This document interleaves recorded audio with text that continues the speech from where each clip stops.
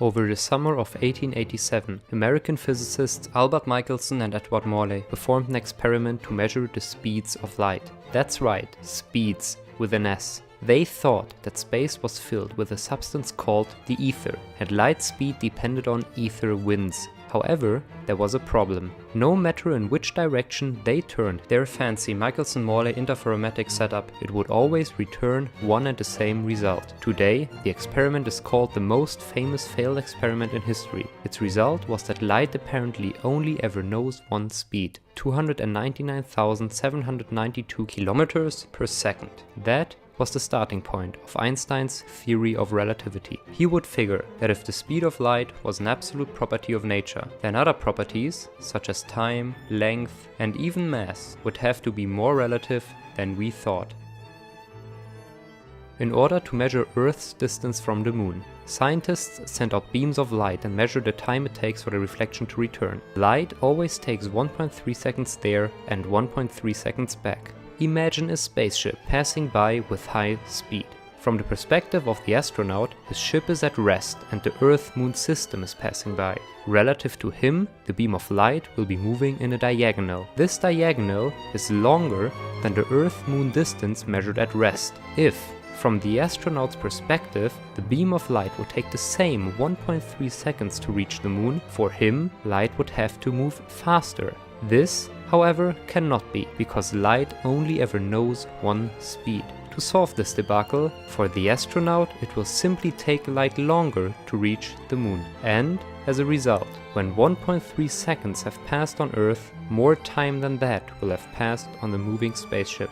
Time is stretched, or, as Einstein put it, moving clocks run slower. The astronaut doesn't notice any of this. To him, the clocks in a spaceship are running at normal speed. Only when he observes Earth, he will be seeing everything happening in slow motion. People on Earth, on the other hand, will see the astronaut moving in slow motion through his ship. It is important to note that this is not an optical illusion. It is a real, measurable effect which is called time dilation. You might ask, if astronaut and Earthlings see each other's clocks running slowly, then who's right? Say two twins, one traveling on the spaceship, the other one staying on Earth, meet up again after 10 years. Who's younger? This question is called the twin paradox, and its explanation is a story for another time. The answer is, the twin in the spaceship will be younger. With current tech, this effect is only measurable at very high speeds. Still, we can measure it. When muons are sped up in a particle accelerator, they decay more slowly. This is because the time of an accelerated muon runs slower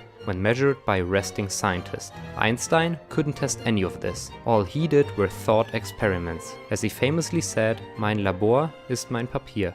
My laboratory is my paper. Imagine a light clock that has two photons oscillating between mirrors, one vertically, one horizontally. To a resting observer, the photons will always meet back in the center at the same time. When observing this clock from a fast-moving ship, it would get out of sync.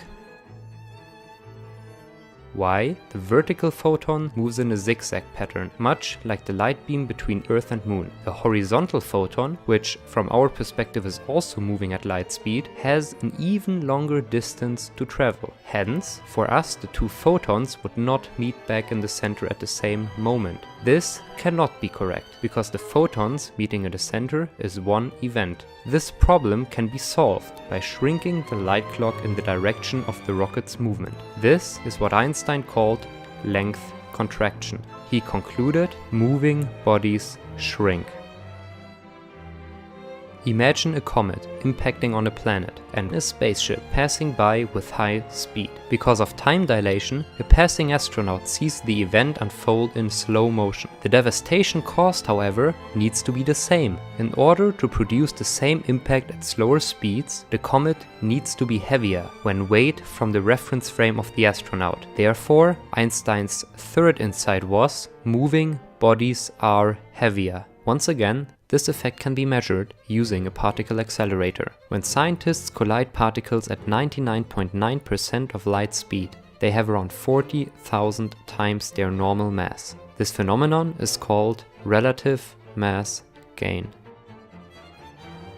Finally, imagine a spaceship taking off and accelerating. Newton taught us that this process transforms the energy of the fuel into velocity of the spaceship. However, he was missing something. Because moving bodies are heavier, the spaceship also needs to increase in mass when accelerating.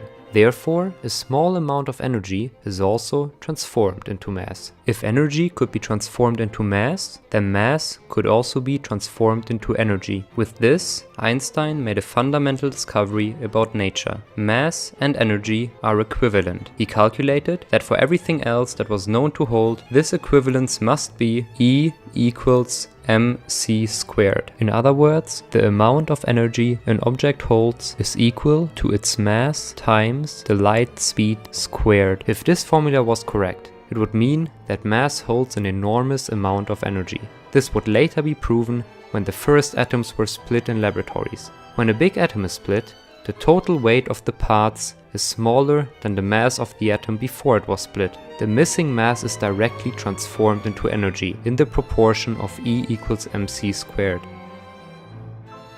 Einstein figured out time dilation, length contraction, relative mass gain and mass energy equivalence within the course of a few years. These four effects are what is now known as special relativity. For everyday speeds, special relativity is not relevant.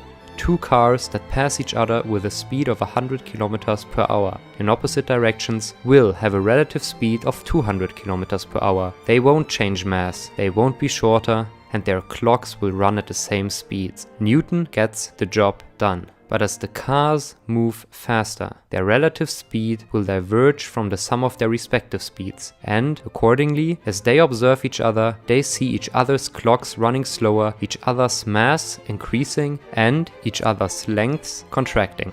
This was a huge leap for the scientific community, but only the first step for Einstein, who would move on to predict much more, which is now called general relativity. But that's a story for next time.